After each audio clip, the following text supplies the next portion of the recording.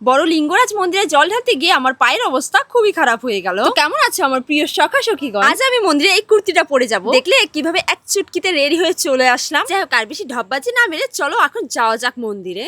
বুনু আমাকে কেমন লাগছে? ব্যাগটা তো একদম নায়িকা নায়িকা। না না, তাই আমাকে নায়িকা নায়িকা লাগছে।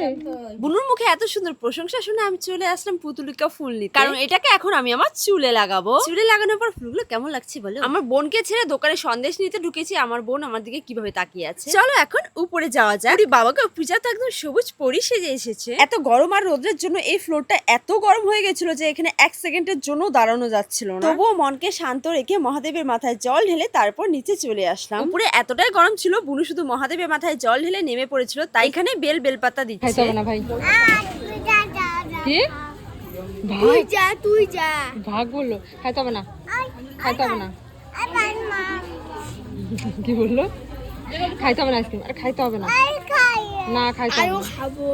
আমি তো আমার মামিকে দেখে অবাক হয়ে যাচ্ছি। আগের দিন একাদশী করে আজকে মহাদেবের মাথায় জল ঢালার জন্য সারাদিন ধরে উপাস আছে। বেচারির চোখ মুখ একদম শুকিয়ে গেছে। এত কড়া রোদে ফ্লোর এত গরম হয়ে গেছে, তবুও আমি চলে গেলাম ফটো তোলার জন্য। আর এই যে এই মহারানী যেখানেই যাক না কেন উল্টা পাল্টা কিছু না কিছু কিনবেই, কিন্তু সেটা দিয়ে ও খেলার আগে আমি খেলবো, কারণ এটা আমার অধিকার। গরমটাকে ভাগানোর জন্য আমরা গরম গরম খিচুড়ি প্রসাদ নিয়ে নিলাম। এই গরম গরম খিচুড়ি পেটের ভিতর যে কোন দিক দিয়ে যাচ্ছে সব বুঝতে পারছি। প্রসাদ খাওয়া শেষ হতে আমরা আর বেশি দেরি না করে বাড়ি পথে রওনা দিলাম। সারাদিন উপোস থাকার পর সন্ধ্যাবেলা চলে আসলাম জিমে। শখ আমার, এরকম কিছু ভেবো না। সন্ধ্যাবেলা জিমে আসার কারণ পূজা নতুন জিম জয়েন করেছে। দুদিন জিম করার পর রবিবারে জিম বন্ধ ছিল, তাই আসতে পারেনি। তাই আজকেও যদি জিম বাদ দেয় ওর শরীরে ব্যথা কমবে না, তাই জিমে আসা। আমার জিম করার 8 মাস হয়ে গেল, কিন্তু পুশ আপটা আমি এখনো ঠিক মতো মারতে পারি না। যাক, আমি খুবই ক্লান্ত বন্ধুগণ। তো tata, bye bye, good night.